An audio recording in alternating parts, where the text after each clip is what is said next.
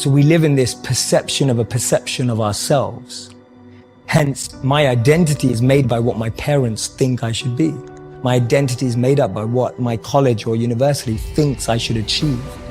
While you're living in that bubble and that echo chamber, getting to what you really want to do is impossible, because maybe that just doesn't fit. And I think so many people feel that way today, that they don't fit into the current education system. They don't fit with the 3 or 4 or 5 careers that you're taught exist. So that process of self-excavation and actualization first requires being exposed. You can't be what you can't see. And what we have to do in order to get to that place where we can take the keys and unlock the self-imposed prisons, or the prisons that we have given ourselves on the basis of what we have come to believe is our limitations, what we can and can't do. We have to let go of that. And I call it rewriting our agreement with reality. I will wake up with a new mindset for myself, for my future. The sky's the limit to your dreams. You can go beyond the stars if you make it up in your mind that you won't be stopped. You gotta take that thing out, like you gotta take the breath out. So some of y'all are afraid of math. Go after it. Go get it. Don't run from it no more. Go get it. You gotta go get it. It's possible. At the end of the day, you're going to go as far as you're willing to fight for, and that's it. And if you're willing to fight to go all the way, then you will go that far. You will set a new bar. You will define for people what is possible.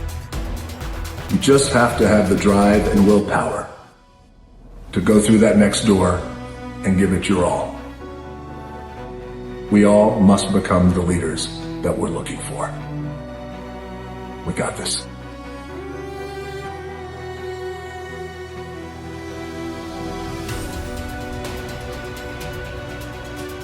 Men and women begin to become great only when they begin to take time by themselves to listen to their inner voices and organize their lives in such a way that their activities and relationships give them a deep sense of inner peace. The first step that you can take to personal greatness is to sit down quietly and look over your life to determine the areas where you're not experiencing the peace of mind and happiness that you really want. You'll find that this is a very easy exercise to do because your mind is continually preoccupied with these problems, just like a person sitting on a tack would be preoccupied with the pain. Your job is to get off the tack. Your responsibility to yourself is to realize that you can never make someone else happy by being unhappy yourself, just as you can never make someone else healthy by being sick. You should not sacrifice your happiness in an attempt to somehow achieve the happiness of another person. You'll only end up making no one happy, especially yourself. In the play Cyrano de Bergerac by Edmond Rostand, Cyrano, the great individualist, is asked why it is that he is so outspoken and so self-assertive. He answers with this beautiful line. He says, "I choose the line of least resistance in this, that I will please at least myself in all things." When you make the decision that, for better or worse, you will please at least yourself in all things, only then will you be truly happy. And only then, it seems, will you be able to help anyone else to be happy as well. The second law of happiness is the law of emotion. It says that human beings are 100% emotional in everything they think and feel and decide. I used to think that people were 90% emotional and 10% logical. However, both research and experience contradicts this conclusion. People are totally emotional in everything they do. If a person says to you that he's decided to do the logical thing, it simply means that he has more emotion devoted to that course of action than he does to another course of action, and he uses the word logical to justify his decision. Someone once said that no matter how old you become, you always have the emotions of a teenager. This may or may not be true, but the central impact of your emotions and feelings is a key component in both understanding and achieving your own happiness. The first part of the law of emotion is that you are motivated by two major groups of emotions, those of love or desire, and those of fear or loss. These are the positive emotions and the negative emotions. These emotions were described by Sigmund Freud as emotions associated with pleasure and emotions associated with pain. You have a tendency to move toward those experiences you associate with pleasure or happiness, and you have a tendency to move away from those experiences you associate with pain or unhappiness. This is the essence of the pleasure principle that I mentioned earlier. The second part of this law of emotion says that the content of your emotional life is largely determined by the thoughts you dwell upon most of the time. This is such a simple and obvious truth that it's often overlooked by most people. It simply says that if you think happy thoughts, you will be a happy person. If you think angry thoughts, you'll be an angry person. If you think about the things that people have done to hurt you and the reasons you have to be angry or unhappy, you'll be negative, pessimistic, and eventually you'll be depressed. Abraham Lincoln once wrote, "A man is just about as happy as he makes up his mind to be." Well, this is true for you and true for me. Let life touch you. Don't let it kill you, but at least let it touch you. The next touch could open up the well springs you'll never lack for desire for the rest of your life. From shortly after the time I met my teacher, Mr. Shope, at age 25, no one's ever had to say to me all these years, "When are you gonna get going?" Nobody's ever said that to me all these years. I've heard, "When are you gonna slow down? You're gonna have a heart attack and die. You can't keep up this kind of calendar." But nobody's ever said to me, "When are you gonna get going?" I'm asking you to keep searching for life experiences until you find one that lights your fires, until you will never lack for desire for the rest of your life, and nobody will ever have to say to you the rest of your life, "When are you gonna get off the couch?" Clue. Welcome all experiences. Don't put up the walls. The same wall that keeps out disappointment keeps out happy. Take the risk. And here's the last emotion that can change your life in a single day. It's called resolve. Resolve says, "I will."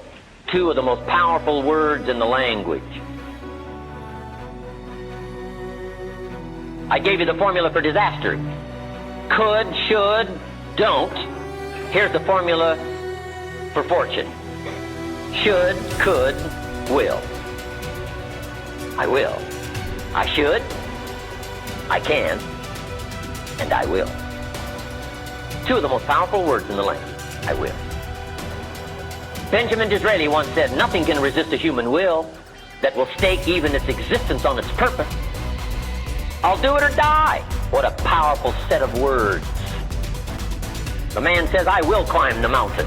They've told me it's too high, it's too far, it's too difficult, it's too rocky, it's never been done before. The man says, "Hey, it's my mountain, I'll climb it." Pretty soon you'll see me waving from the top or dead on the side, 'cause I ain't coming back. The best definition of resolve I ever got was from a junior high girl, Foster City, California. I love to talk to kids and ask them definitions. They come up with beauty. I got to this word and I said to the kids, "Who can tell me what resolve means?" Some didn't know and some tried. It was interesting. The best one I got was a little girl about 3 rows back. She said, "Mr. Rohn, I think I know." I said, "What?" She said, "I think resolve means promising yourself you will never give up." I said, "That's the best I've ever heard. You can't say it any better than that. Promise yourself you will never give up. You don't have to promise me. You don't have to promise the world. Just promise yourself."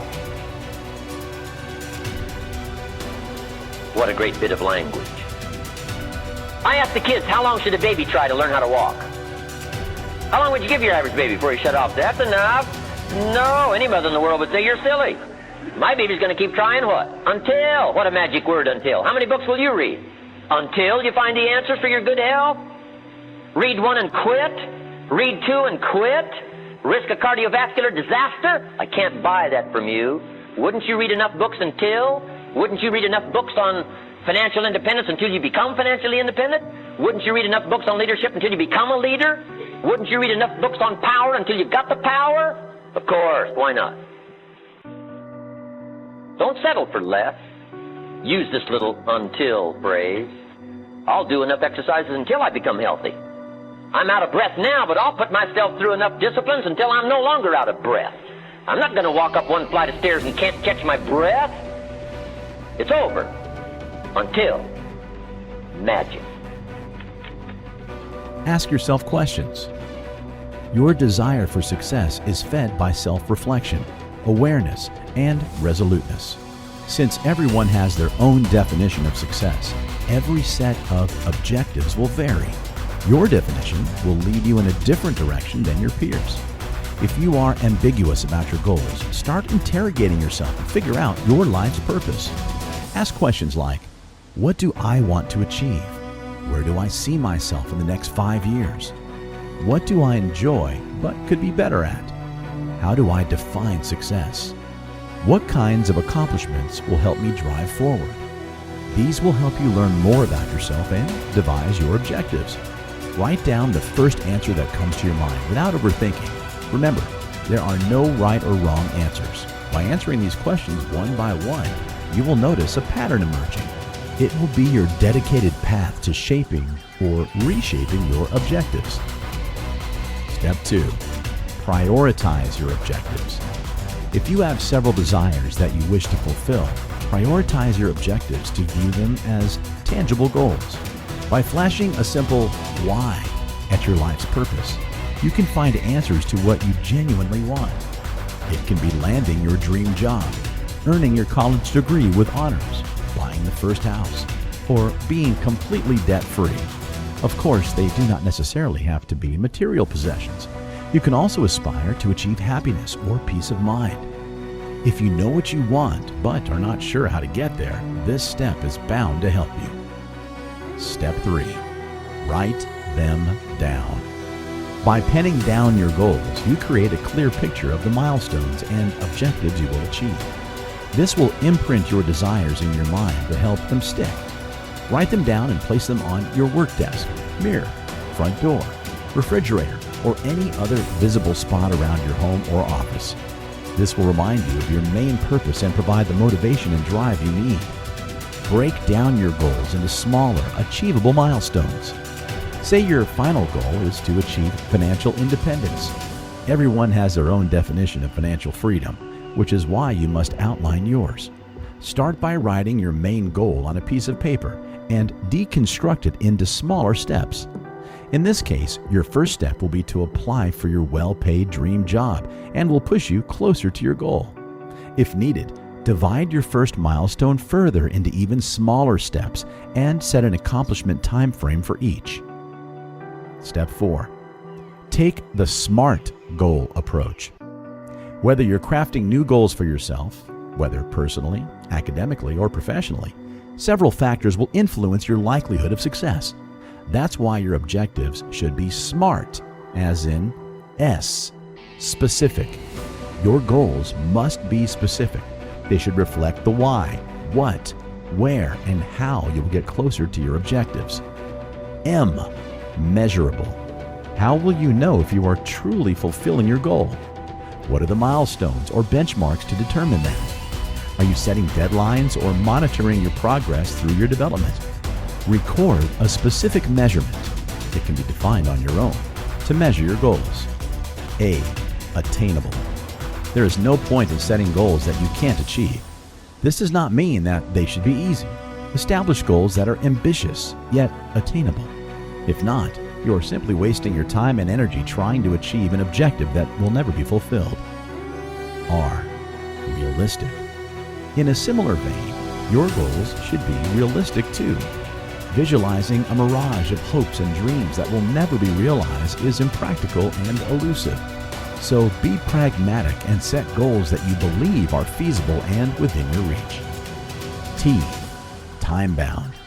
Lastly, set a timetable for each of your objectives. You should be able to fulfill a goal within a specific time frame. This will ensure that you can fulfill all your objectives in the next few years within a designated and precise time frame.